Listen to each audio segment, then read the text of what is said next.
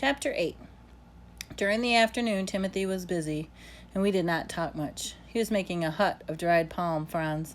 I sat near him under the palm, and that's when we were on shore. I again began to think about what had happened to my mother. Somehow I felt she was safe. I was also sure that a search had been started for us, but not fully understanding that a war was on and that all the ships and the aircraft were needed to fight the U-boats.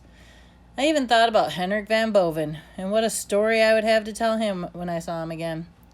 I tried not to think about my eyes, sitting there under the palm listening to Timothy hum as he made the camp. I trusted him that he would be my sight, and that my sight would return in a few days. I also trusted him that an aircraft would spot our fire pile.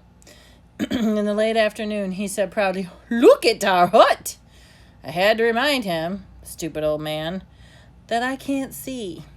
So he took my hands and he ran them over the fronds. It was a hut, he said, about 8 feet wide and 6 feet deep, with supports made of wood, and he picked up the beach and supports tied together with strong vines that covered the north end of the island. The roof was sloped back, he said. It was about 6 feet off the ground, so he could easily stand up in it, but Timothy couldn't. Not quite. Timothy said tomorrow we'll be getting some mats to sleep on. We've our own mats, but tonight we mustn't sleep on the sand. 'Tis soft. Timothy said I knew that he was very proud of the hut. It had taken him only a few hours to build it. "Now," he said, "I mustn't go down the fish at the reef and fetching a langosta. We be roasting it to be true." I became frightened again the minute he said it. I didn't want to be left alone. I was afraid something might happen to me. "Take me with you, Timothy," I pleaded. "Oh, not on the reef, young boss," he answered firmly. "I have not been there before. If it is safe, tomorrow I will take you to be true." With that, he went down to the hill, saying not another word. My mother was right, I thought. They had their own place, and we had ours.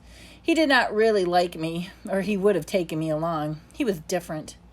It seemed as though he was gone for a very long time. Once I thought I heard an aircraft, but it was probably just my imagination. So I began yelling for Timothy to come back, but I guess he couldn't hear me because of the water and the noise on the reef. The palm fronds above me rattled in the breeze, and there was another noise from underbrush. I knew it was Stu Cat. He was around here somewhere, but he didn't sound like him. I wondered if Timothy had checked it for snakes and scorpions, and then I thought Caribbean Islands, and they were deadly on Caribbean Islands. I wonder if there were any of them on here on our Cay. During the first few days on the island, the times I spent alone were terrible. It was, of course, being unable to see that made all the sounds so frightening. I guess if you're born blind, it might not be so bad. You grow up knowing each sound and what it means. Suddenly the tears came out, and I knew it was not a manly thing to do, but something my father would very much frown upon, but I couldn't stop. And then from nowhere, there came Stu Cat. He rubbed along my arms and up against my cheek, purring hard, and I held him close. Soon Timothy came up the hill shouting, "Young boss, I got 3 nice langosta." I refused to speak to him because he had left me for such a long time. He stood over me and said, "Yeah, touch them. They're still alive." He was almost crowing over his lobster. I turned away. Sooner or later, Timothy would have to understand that he could not ignore me one minute and then treat me as his friend the next. He said softly, "Young boss, be an outrageous man if you like, but here, I am all you got." I didn't answer.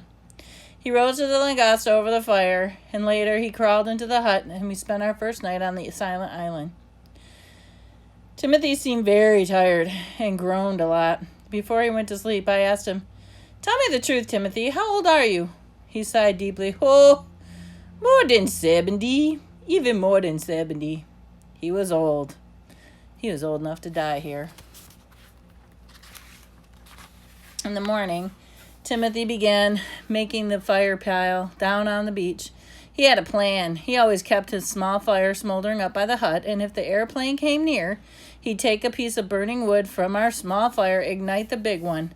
That way, he said, we could save the few matches that we had. It didn't take him long to stack the driftwood over the dry palm fronds. Then he said, "Now, the young boss, we mustn't be saying something on the sand." Something was difficult sometimes it was difficult to understand Timothy. The soft and beautiful West Indian accent, the way his speaking always weren't clear to me. "Say something on the sand?" I asked. "So they be knowing we down here," he explained patiently. "Who? The man in the sky, of course." Oh, now I understand. I guess Timothy was standing there looking at me, waiting for me to help him with something. I heard him say, "Well, young boss?" "What do we do now?" His voice was impatient. "We need to say with the rock, with many rock, every rock be saying something." I frowned at him. "I don't think I can help you, Timothy. I can't see any rocks." Timothy groaned. "Ugh! I can see the rock, young boss, but what do we say?" I laughed at him, enjoying this now. "We say help." He grunted in satisfaction. For the next 20-30 minutes, I could hear him dropping rocks against each other, singing softly to himself in calypso. It was a song about fungi and fish.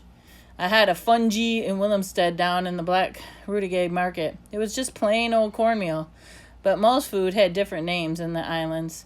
Soon he came over to stand by me. "Now, young boss," he said, seemed to be waiting. "Yes?" There was silence, and then Timothy broke it with, "With the rocks we say help." I looked up in his direction, suddenly understanding Timothy could not spell. He was just too stubborn to point and proud to admit it. I nodded and began feeling around the sand for a stick. He asked, "What you be reaching for?" "A stick, so I can make lines with it." He placed one in my hand, and I carefully lettered out HELP on the sand while he stood there above me and watching and kept murmuring, as if to make sure I was spelling it correctly. When I was finished, Timothy approvingly, "Yes, young boss, I tell you that true say help." Then he happily arranged the rocks in the sand, following my lines. I felt good. I knew something to how to do something that Timothy couldn't do. He couldn't spell. I felt superior to Timothy that day, and I let him play his little game, pretending not to know that he really couldn't spell.